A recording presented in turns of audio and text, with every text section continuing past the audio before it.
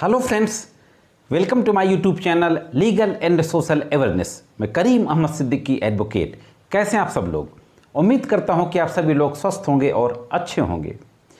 आप पिछले कुछ वर्षों से देख रहे हैं कि ये चर्चा लगातार दिन पर दिन जोर पकड़ती जा रही है कि पत्नियों के द्वारा 498A IPC की जो धारा है उसका दुरुपयोग किया जा रहा है।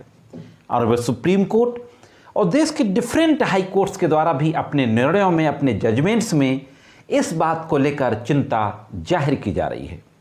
मैंने भी कई वीडियोस बनाए हैं सुप्रीम कोर्ट और हाई कोर्ट्स के जजमेंट्स पर, जिनमें हाई कोर्ट और सुप्रीम कोर्ट के द्वारा ये कहा गया है कि 498A का मिसयूज किया जा रहा है और 498A की कार्यवाही को ख़त्म भी किया है, FIR को क्वेश किया है, चार्जशीट को क्वेश किया है।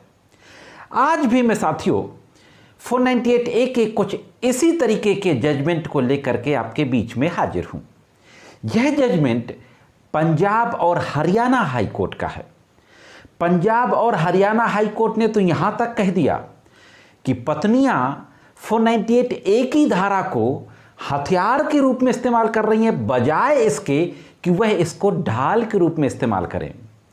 तो आज इसी जजमेंट के बारे में बातचीत करते हैं, देखते हैं कि केस के फैक्ट क्या थे, पूरा मामला क्या था और फाइनली पंजाब और हरियाणा हाई कोर्ट की जो बेंच थी उसने किस तरीके का जजमेंट पारित किया। साथियों, यह मामला कंप्लेंट केस के रूप में दर्ज हुआ था। एक महिला के द्वारा अपने पति और ससुराल के अन्य लोगों के विरुद्ध दहेज की मांग करना और दहेज की मांग को लेकर के प्रताड़ित करना, उसका सारा स्त्री धन छीन लेना, यह आरोप लगाते हुए लोअर कोर्ट में कंप्लेंट दर्ज कराई जाती है। कंप्लेंट दर्ज होने के बाद उसकी जो प्रक्रिया होती है वो आगे बढ़ती है और इसके बाद न्यायालय को यह लगता है कि प्रथम दृष्टया यानी prima facie offence made out हो रहा है, तो ससुराल के सारे लोगों को तलब कर लिया जाता है। हालांकि एक दो लोगों को तलब नहीं भी किया जाता, लेकिन पति, उसके पेरेंट्स, उसके भाई बहन, इन सारे लोगों को सम्मन कर लिया जाता है।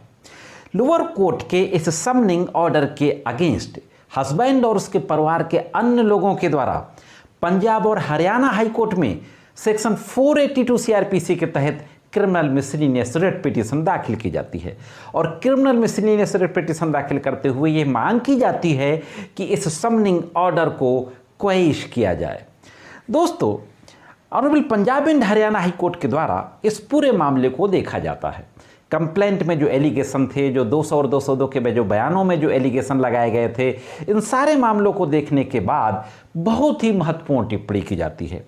जो न्यायमूर्ति थे पंजाब हरियाणा हाई कोर्ट के, न्यायमूर्ति जय श्री ठाकुर के द्वारा महत्वपूर्ण टिप्पणी करते हुए कहा जाता है कि असंतुष्ट पत्नियां ढाल के बजाय हथियार के रूप में 498A IPC के प्रावधानों का उपयोग करना एक आम बात बन गई है। इस प्रावधान के तहत पति के रिश्तेदारों को परेशान करने का सबसे सरल तरीका है, भले ही दशकों से पति के माता पिता या रिश्तेदार विदेश में रह रहे हों और उसके ग्रैंडफादर बिस्तर पर हों, उन्हें भी शामिल कर लिया जाता है।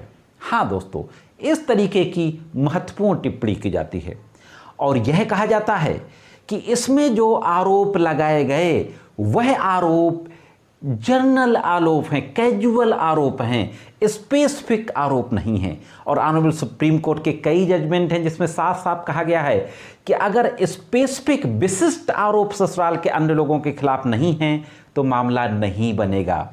और हाई कोर्ट के द्वारा एक और महत्वपूर्ण टिप्पणी की जाती है, यह कहा जाता है कि यह एक share misuse, share abuse of the process of law है, यानी यह कानूनी प्रक्रिया का सरासर दुरुपयोग है।